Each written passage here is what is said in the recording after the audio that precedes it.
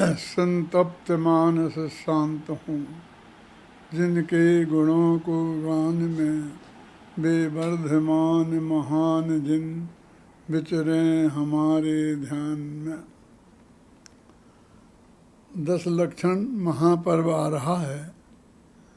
10 लक्षण धर्म की साधना एकांत में करने की चीज़ है। उत्तम क्षमा, उत्तम मार्दव, उत्तम आर्जव, ये जो धर्म है इसमें इनकी भीड़ की आवश्यकता नहीं है। हमारी जो परंपरा थी, क्योंकि हमारे घरों में हम धर्म की साधना नहीं कर पाते थे तो मंदिर में जाते थे और मंदिर में सभी लोग इकट्ठे होते थे और एक साथ पूजन पाठ के कार्यक्रम होते थे। मंदिरों में 10 धर्मों का स्वरूप समझाया जाता था, तो प्रवचन वगैरह के कार्यक्रम भी होते थे। साधु संत महात्मा लोग गाँव में होते थे तो उनके पास भी लोग जाते थे। लेकिन एक कोरोना का काल ऐसा आया है कि इस काल में मंदिर में जाना भी प्रतिबंधित हो गया है।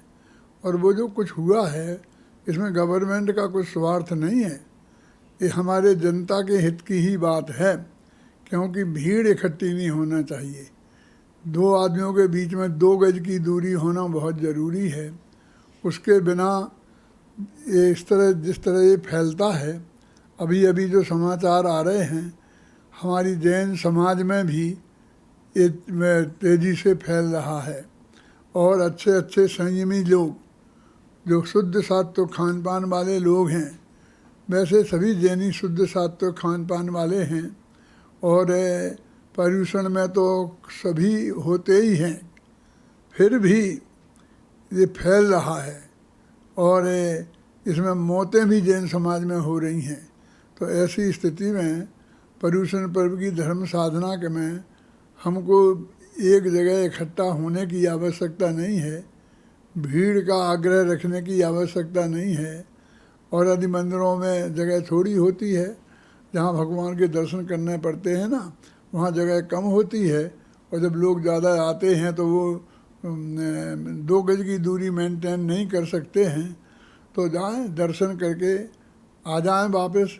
और यदि उसको वो भी नहीं मिलें तो भी अपने घर के एकांत कमरे में बैठकर स्वाध्याय करें, सामायिक करें, पूजा पाठ बोलें, जो भी अपनी धार्मिक क्रियाएं आप करते हैं वो सब करें। मैं नहीं करने के लिए नहीं कह रहा हूँ, लेकिन ये आत्म साधना का पर्व है, ये तो ज्ञान ध्यान का पर्व है, इसलिए इसको कोई भीड़ की इकट्ठा होने की आवश्यकता नहीं है।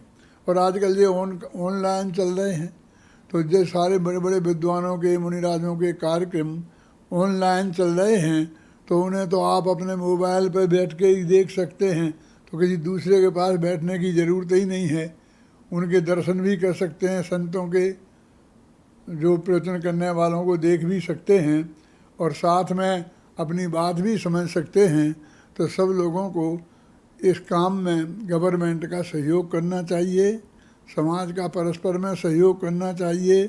बहुत से भाई बहन मंदिर के व्यवस्थापकों से जाकर लड़ते हैं कि नहीं साहब हम तो आएंगे, हम कैसे कर सकते हैं, जो होगा सो हो जाएगा, मरेंगे तो मर जाएंगे। सवाल अकेले तुम्हारे मर जाने का नहीं है, ये ऐसी खतरनाक बीमारी है कि एक को होती है तो सबको हो जाती है। पूरा घर एक साथ साफ हो जाता है और ज़्यादा सावधानी बरतो नहीं तो मोहल्ले के मोहल्ले साफ हो जाते हैं। इसलिए ऐसा नहीं कि हम मर जाएंगे, हम तुम अपने मरने की परवाह नहीं करो तो चाहे जैसा आचरण कर सकते हो। फिर ही आपको लोगों से दूरी तो बनाए रखना ही पड़ेगी। और धर्म साधन के लिए तो कोई मना नहीं करता है, धर्म की साधना सब लोग करें, अच्छी तरह करें। लेकिन जो गवर्नमेंट की ने जो बताई हैं, जिन जिन बातों की सावधानी रखना, उनकी सावधानी हम अवश्य रखें। उससे कोई धर्म की कमी आपको नहीं होगी और आप सच्चे धर्म की प्राप्ति कर सकेंगे।